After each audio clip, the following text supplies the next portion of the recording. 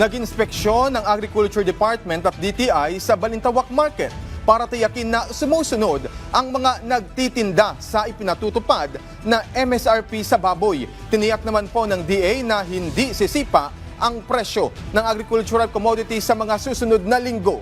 Si Vel Custodio ng PTV Manila sa Balitang Pambansa. Vel.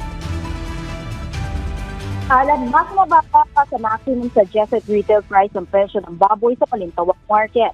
Sa joint inspection ng Department of Agriculture at Department of Trade and Industry sa Balintawak Market kanina, nakitang bumaba pa sa 350 pesos ang presyo ng liempo na mas mababa sa MSRP nito na 380 pesos.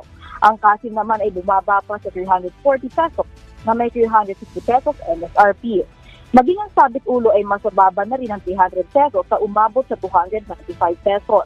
Nagkasundo naman ang DA at mga biyahero na gawin na lang na 230 mula sa dating 250 ang bentahan na sinunod naman ng mga biyahero.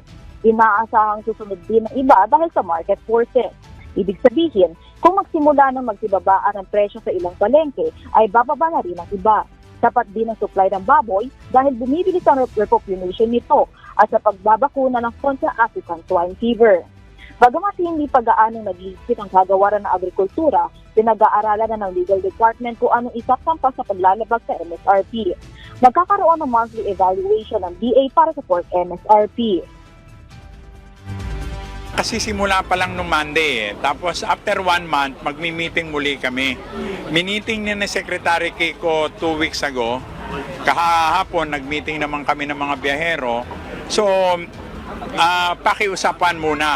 Isang buwan ito, then we will revisit ang presyo. At most likely, bababa pa ang presyo.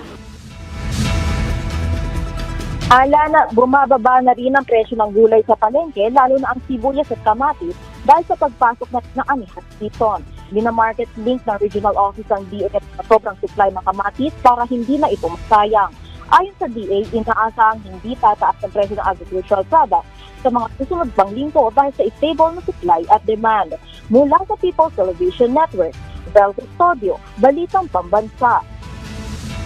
Maraming salamat, Vel Custodio ng PTV.